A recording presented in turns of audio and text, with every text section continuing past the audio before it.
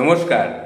আজকে আমি যে বিষয়টা আপনাদের সামনে বলার চেষ্টা করছি সেটা হচ্ছে একজন চাইল্ড স্পেশালিস্ট বাবা তার সন্তানকে একটা চিঠি লিখেছিলেন।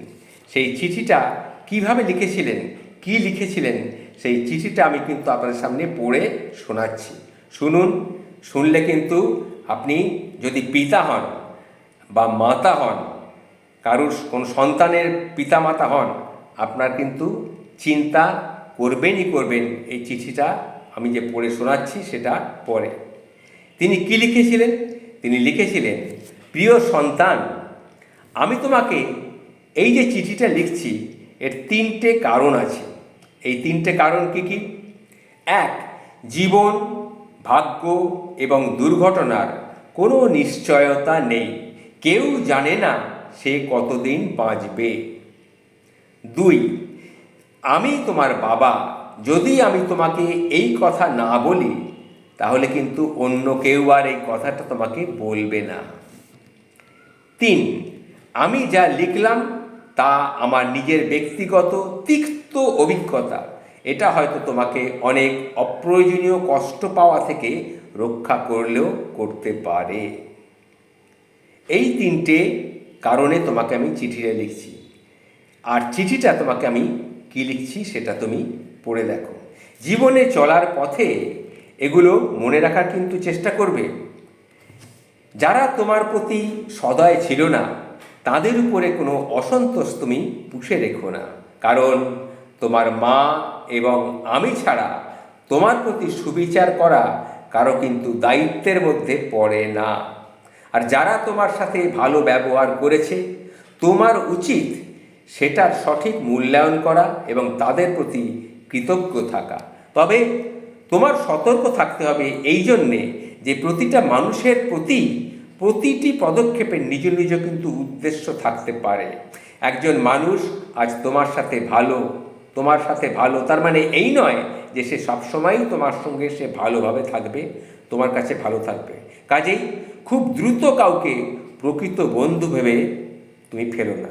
প্রকৃত বন্ধু অনেক চিন্তা ভাবনা করে তবেই তাকে প্রকৃত বন্ধু হিসেবে চিহ্নিত করবে। আরেকটি কথা বলি, জীবনটা খুব সংক্ষিপ্ত জীবন। আজ তুমি জীবনকে অবহেলা করলে কাল জীবন তোমাকে কিন্তু ছেড়ে চলে যাবে। কাজেই জীবনকে তুমি যত তাড়াতাড়ি মূল্যায়ন করতে শিখবে ততই বেশি তুমি জীবনটাকে উপভোগ করতে পারবে। আর বলি আরও একটা কথা, ভালোবাসা একটি ক্ষণস্থায়ী অনুভূতি ছাড়া আর কিছুই নয়। ভালোবাসা একটি ক্ষণস্থায়ী অনুভূতি।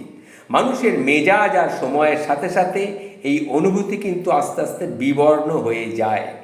যদি তোমার তথাকথিত কাছের মানুষ তোমাকে ছেড়ে চলে যায়, ধৈর্য ধরবে।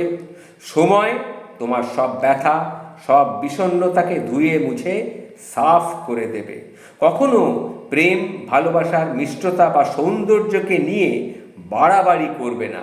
আর ভালোবাসা হারিয়ে বিষণ্ণতায় অতিরঞ্জিত হবে না। অনেক সফল লোক আছেন যাদের হয়তো উচ্চশিক্ষা ছিল না। এর অর্থ এই নয় যে তুমিও কঠোর পরিশ্রম বা শিক্ষালাভ ছাড়াই সফল হতে পারবে। তুমি যতটুকুই জ্ঞান অর্জন করো না কেন তাই হলো তোমার জীবনের অস্ত্র। কেউ ছেঁড়া কাঁথা থেকে লাখ টাকার অধিকারী হতেই পারে, তবে এজন্য তাকে অবশ্যই পরিশ্রম কিন্তু করতেই হবে। তাই আমি আশা করি না যে তুমি আমার বার্ধক্যে তুমি আমাকে আর্থিক সহায়তা দেবে, এটা আমি আশা করি না। আবার আমিও তোমার সারা জীবন ধরে তোমার অর্থ সহায়তা নিয়ে আমি আমার জীবনটা কাটাবো, এটাও কিন্তু তুমি বা আশা করো না বা আমিও চাই না। যখনই তুমি প্রাপ্তবয়স্ক হবে তখনই বাবা হিসেবে আমার অর্থ সহায়তা দেবার দিন শেষ। তারপর তোমাকেই সিদ্ধান্ত নিতে হবে তুমি কি পাবলিক পরিবহনে যাতায়াত করবে নাকি নিজস্ব লিমুজিন হাঁকাবে, গরিব থাকবে নাকি ধনী হবে। এটা সম্পূর্ণ তোমার নিজস্ব ব্যাপার। তুমি তোমার কথার মর্যাদা রাখবে, কিন্তু অন্যদের কাছে তা আশা করবে না। তুমি নিজে তোমার কথা যেটা দেবে সেটা রাখার চেষ্টা করবে, কিন্তু অন্যদের কাছে তুমি সেটা আশা করো না। মানুষের সাথে ভালো আচরণ করবে, তবে অন্যেরাও তোমার সাথে সেই রকম আচরণ করবে, এটা কিন্তু তুমি প্রত্যাশা করো না।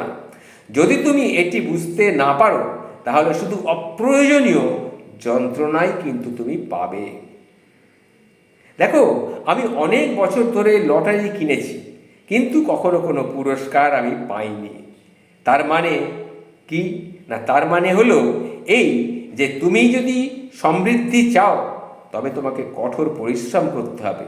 বিনামূল্যে কোথাও কিন্তু কিচ্ছু জুটবে না। আমি তোমার সাথে কতটা সময় থাকব সেটা কোনো ব্যাপার নয়, বরং চলো আজ আমাদের একসাথে কাটানো মুহূর্তগুলোকে আমরা উপভোগ করি, আমরা মূল্যায়ন করি। ইতি, ভালোবাসা সহ, তোমার বাবা। এই চিঠিটি লিখেছিলেন একজন চাইল্ড স্পেশালিস্ট এবং হংকংয়ের প্রখ্যাত টিভি সম্প্রচারণকারী। তার কথাগুলো বয়োজ্যেষ্ঠ, বয়োকনিষ্ঠ, বৃদ্ধ কিংবা তরুণ কিংবা শিশু সবার কাছেই কিন্তু এই কথাগুলি অত্যন্ত প্রযোজ্য। তাই এই কথাগুলি আপনাদের সামনে তুলে ধরলাম। নমস্কার। কথাগুলি যদি পারেন চিন্তা করে দেখবেন, জানলে কিন্তু উপকার আপনার হবেই হবে। ভালো থাকবেন।